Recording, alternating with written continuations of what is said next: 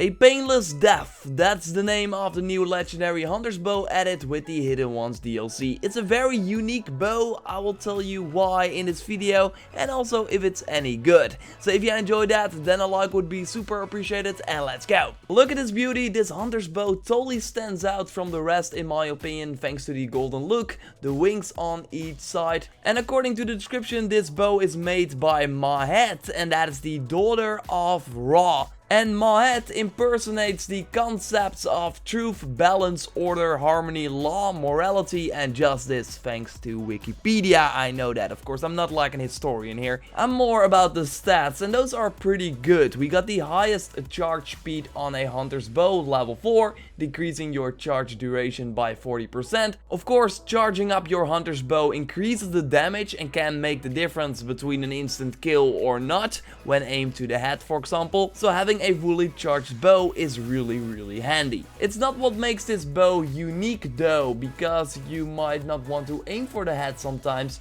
Just hitting your target can also be a strategy thanks to the legendary sleep on hit perk. And this is the first time that we see that on a hunter's bow and even on a bow in general in Assassin's Creed Origins. Of course we have some melee weapons that can make our enemies fall asleep or shields, but not a bow that can make enemies fall down from afar. And yes, this can be handy to suddenly have one less target to worry about for a couple of seconds. Of course, you can also walk up to them and assassinate them, or even better, do it while they're still falling, so you can also perform a chain assassination immediately and take out another enemy as well. Because the chance that enemies fall asleep thanks to a hit from this bow is not that high, it's only 10%, it sometimes also means that it happens by surprise. For example, when you are chasing enemies, suddenly one guy falls off his horse asleep when you are just shooting them. It's a very good time. It's really fun to use this bow. We also got a pretty good adrenaline on hurt perk, but as you know, I'm not a really big fan of that. But it can be nice for a bow, better than for a melee weapon in my opinion. It can be nice that if you want to retreat in battle, for example, you want to build up some adrenaline to get back into the fight with a overpowered attack, that you can use this bow and still shoot from afar and build up your adrenaline faster. Of course, on a higher difficulty, you don't want to get hit that much to get that adrenaline, but still you can absorb some arrows and then build up that bar to get back into the fight. So yes, this is by far the most awesome looking hunter's bow and also the most fun one to use, but is it also the best one?